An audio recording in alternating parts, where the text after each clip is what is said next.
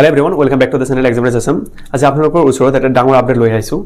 Finally Assam পুলিচৰ official website SLVRP result ওপৰত এখন নোটিফিকেশন জাৰি কৰিলে আৰু নোটিফিকেশনৰ হিচাপে আসাম পুলিচৰ ABSI, UBSI, APRSI, Assam police commando battalion আৰু বিভিন্ন ধৰণৰ 4 গ্ৰেডৰ ৰিজাল্টসমূহ 10 অক্টোবৰ তাৰিখে ৰিলিজ কৰিব। সো আজিৰ এই ভিডিওটোত আমি স্টেপ বাই স্টেপ ডিসকাস কৰিম যে কোনটোত কিমান ভ্যাকেন্সি আছিল আৰু কেতিয়া কোনটো ভ্যাকেন্সিৰ ৰিজাল্ট পাবলিশ কৰিবলৈ গৈ আছে।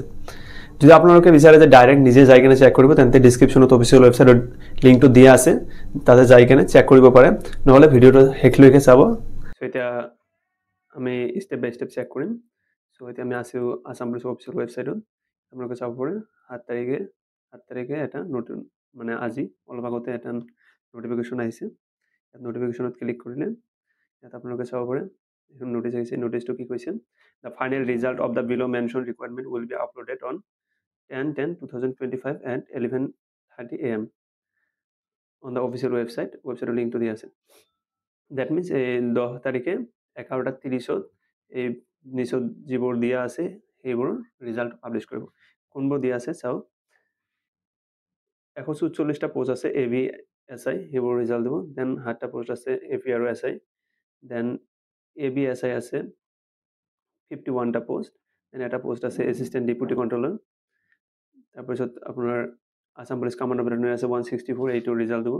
বিভিন্ন ধৰণৰ ফৰগেটৰ আছে লাইক কুক, বাৰবাৰ আৰু water carrier, dhobi, cobbler, then water carrier, এইবোৰ আসাম পুলিচৰ কমান্ডো ব্যাটালিয়নৰ আন্ডাৰত যিবোৰ আছিল ফৰগেটৰ, এনে আসাম পুলিচৰ যিবোৰ আছিল গোটেই কেইটাৰে মানে ফৰগেটত যিমানখিনি আছিল গোটেই কেইটা দিব।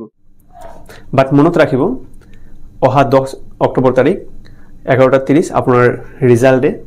আৰু আমাৰ এই চেনেলটো যদি আপোনালোকে সাবস্ক্ৰাইব কৰা নাই তেন্তে সাবস্ক্ৰাইব কৰি ৰাখিব আৰু কাষত থকা বেল আইকনখন ক্লিক কৰি ৰাখিব, কিয়নো ৰিজাল্টটো পাবলিশ হোৱাৰ লগে লগে মই আপোনালোকক জনাম আৰু লগৰবোৰৰ লগত শ্বেয়াৰ কৰিব যাতে সিহঁতে গম পায় যে আসাম পুলিচৰ অফিচিয়েল ওয়েবসাইটত কিবা আপডেট এটা আহিছে।